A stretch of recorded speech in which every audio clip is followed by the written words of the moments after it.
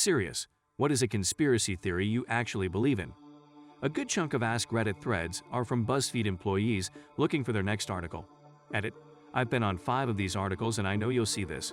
Pay me or start writing your own. Because they have so much to pick from, and they can use what will get a reaction when they say tweet us your thoughts on this using hash whatever whereas say if you pull up Nikki in the city center who's just on her way to get a Greg's on her lunch, who just gives a simple answer most people would agree on wouldn't cause much of a hashtag bomb IMO. I used to listen to a radio show on my way to work, and they would constantly use AskReddit questions for their listener discussions. I get not reinventing the wheel and working smarter not harder, but it just made me question why I was listening to a show repeat Reddit comments instead of music that I actually enjoyed. I pretty much have sworn off radio morning shows since. It's so bizarre. What lengths people will go to and for what? I posted some pics of my cat to Reddit when I was new on the Reddit scene, because obviously Reddit needed more cat pics in it. I made a few comments about him being a rescue, and the previous owners were cooking meth in the basement, and also trying to start up a kitten mill when they got shut down and sent to jail while the family members had to deal with rehoming the cats and a condemned family home. So a year or two goes by and some totally random website article I was reading had embedded ads for other news articles and lo and behold, there's a clickbait ad with my photo of my fucking cat with some stupid caption like kitten rescued from shack now, living best life of course. I clicked it to see what else was in there and this creep had done up a whole article on my cat and taken excerpts of my comments about him, making it sound like they'd even interviewed me about it. I felt kind of violated. There was no option to contact anyone. I had no idea who it was just weird. This happens to content from all social media sites, including the master hacker 4chan. However, most Reddit threads begin with stolen content from other sites, so why complain? Why would it be super okie for Reddit OP to do this while they're literally rewarded with karma, which on Reddit means exposure? But it's not okie for a YouTuber to use AMA from Reddit, because that's original from Reddit. Give me a break. Reddit never invented AMA, and all the stolen content from it is protected by fair use, just like most of the stolen content already on Reddit are protected by fair use, which is most content involving a video or picture on this site.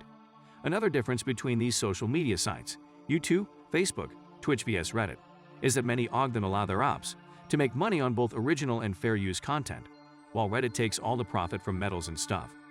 Ironically, by them making Reddit a communistic hierarchy structure where no one makes money except promotions and it's spots bought by Reddit themselves. They're displaying a more monopolistic and toxic form on capitalism than even the CEOs of YouTube and Mark Zuckerberg or what that, with only Jeff Bezos passing their capitalism LVL. Poor warehouse workers D. Sometimes it can be good though. For example, the YouTuber Crit Crab used to mainly share threads from r/RP Gorestries, but ended up fostering a pretty great community, and ultimately has spawned the subreddit r/Crit Crab. Or maybe the more well-known example, Endless Thread, r/Endless Thread, a podcast based around stories found on Reddit, plus a fair share of added journalism, sometimes of an investigative nature. So curating content from Reddit into another platform isn't always a bad thing by any means. Sometimes it is a shameless cash grab, but sometimes it's sincere and can even end up bringing more new content to the site. There's this one guy who gets his content from r/Ada, r/Entitled Parents, and others like that. And nearly every single video, he brings up some story from his own life to try to make himself relevant, and he frequently says some variation of "so, I'm a professional YouTuber." God, that is annoying. Just read the Reddit post to me while I'm doing something else, so I don't have to read them myself, and shut up about yourself. You're not a content creator, you read other people's content. See, the only problem I have with this is that I feel like people are seriously overestimating BuzzFeed's creativity and being able to make frequent AskReddit posts that make it hot. I doubt they're from BuzzFeed employees, but I do believe that BuzzFeed is straight up stealing other people's questions for their own articles. Everyone's going heavy with theirs, but I have one that's less serious. Baby wipe containers are purposely made so that you always pull 2-3 wipes out at a time and therefore need to buy more often. It's definitely something. I can see Big Wipe engaging and to get just a few more containers out of us each year.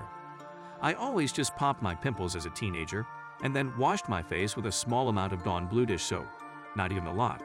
Like a small drop is enough for your whole face. You just lather in your hands with a small bit of water and then just use the lather all over your face. Then when your face is white and lathery soapy, just scrub it in and then wash it off. I don't think I ever had more than 4 pimples on my face at a time. Meanwhile, I'd walk into 8th grade and see kids who used those pads. I don't know if those pads are still a thing, but they were essentially just cotton pads with alcohol on them. I'd see kids use those things. They were called Stridex, and their faces were more pimple than face. It was like a pathetic Tracy villain. You'd have Tracy, prune face, and then you'd have Acne Boy.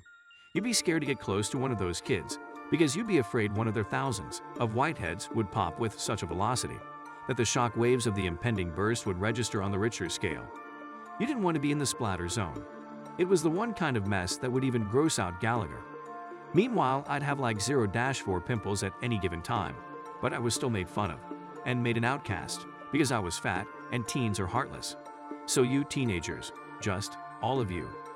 I'm not an esthetician, but I do have sensitive skin and just wanted to jump in to recommend the CeraVe Foaming Cleanser. I find it to be very gentle. I use some prescription active ingredients, and they can be harsh on my sensitive skin, so the following general regimen helps placate those dry, itchy and flaky side effects when my face is being introduced to new acne treatments. Wash face with CeraVe. While skin is damp, apply toner, optional, then a thin layer of moisturizer. Apply the active ingredient, benzoyl peroxide, retinols, salicylic acid, etc. Once the product is absorbed on your skin, apply another layer of moisturizer. Yes, the active ingredients can be a bit less effective this way, but I'm still getting the benefits while giving my sensitive skin a layer of protection from potentially harsh ingredients. Not who you asked, and not an esthetician by any means, but I have extremely sensitive skin, and am very cautious with skincare. I don't suffer from acne fortunately, but deal with hormonal blemishes that I now can successfully keep at bay. I use and love La Roche-Posay, formulated for sensitive, reactive, and / or allergy-prone skin. My dermatologist also highly recommended this brand to me. I primarily use the Tolerian line, very gentle, hydrating and effective, with a few products from their Effactor line, which is geared towards acne and pimples in general and is still very gentle. Best of luck to you. I've had to see a dermatologist since I was in 4th grade due to severe cystic acne. I have super sensitive skin that my dermatologist always called Irish skin and insisted I must have some Irish blood in me, and while the products I used at the beginning were prescription, many became OTC as time went on. My dermatologist always recommend CeraVe products for sensitive skin. If you have acne, you want to get something with salicylic acid or benzoyl peroxide. Salicylic acid helps with oil and keeping pores clean, while benzoyl peroxide kills the acne bacteria. I used to experience acne caused by the highly acidic programs I was using.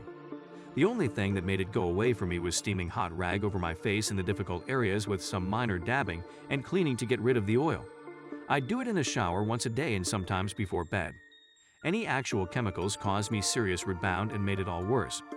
This is highly personal advice, though, so it might not work for you. Exfoliating through steam / hot water and proper facial cleaning made all my problems go away.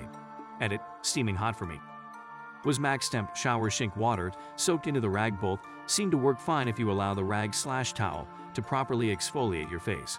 It opens your pores. Then you just have to properly remove all the bodily oils without caking them in.